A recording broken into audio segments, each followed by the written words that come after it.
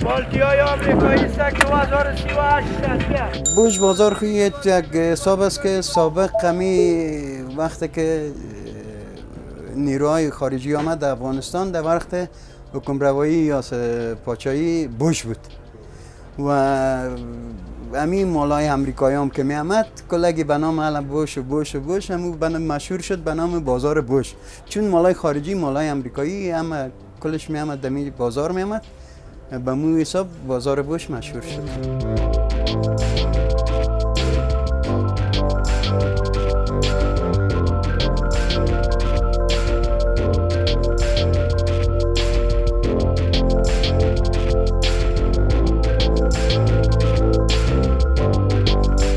یاد نام خدا، اسم ما حاجی محمد عثمان، یک تن از دکانداران بازار بوش، به اصطلاح نام سابقش از دیگه فعلا به نام بدخشان مارکت شده و نماینده همین دکانداران هستیم.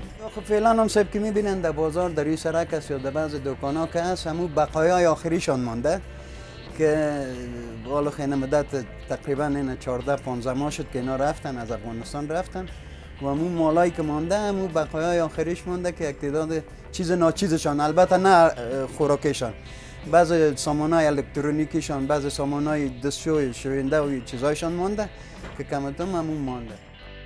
سلام علیکم، اسم از قیس، یکی از باشندگان دمی مارکت بازار بوش هستم. مدت زیاد وقت میشه در اینجا دکانداری میکنیم.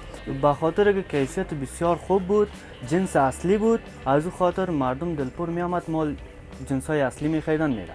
حال یا مانده مالایشان از دیگه هر کشور است. ایتالیایی داریم، آلمانی داریم، فرانسوی داریم، دیگه زیاد از هر کشور، از هر مختلف مالا است، از هر کشور هستم.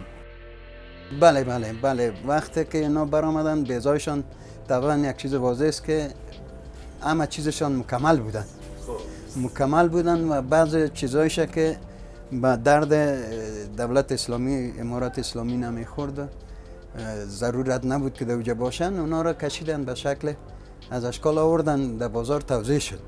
در این بازار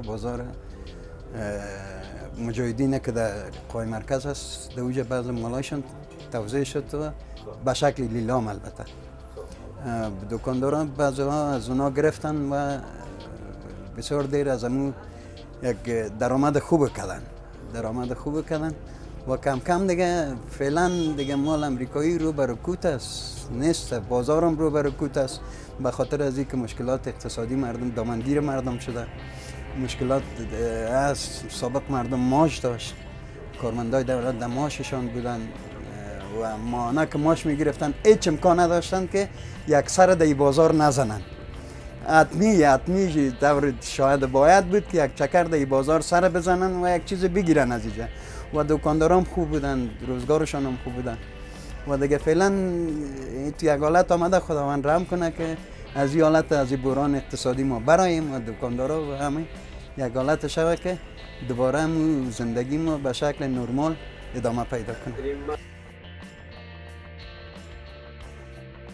خرید و فروش پیش از امارات اسلامی خرید و فروش بسیار خوب بود، چون حالا فعلا که هسته دو تا کاروبار صحیح نیست، به خاطر چرا که کاروبار نه خرید است نه فروش است. حالا جنس هم بالا رفته، از خاطر نه خرید میشه نه فروش میشه. نفره که مثال اگر یک چیز را در 500 خریده بود آلو در 800-1000 شده. علتش از این است که به خاطر چرا نه مال میه نه فروش میشه. از او خاطر که یک جنسی که اول وقت جنسایی بود زیاد میامد تجارای ما شما که بود که چون خرید و فروش زیاد بود از او خاطر هم خرید میشد هم فروش میشد. فعلا نیست از او خاطر.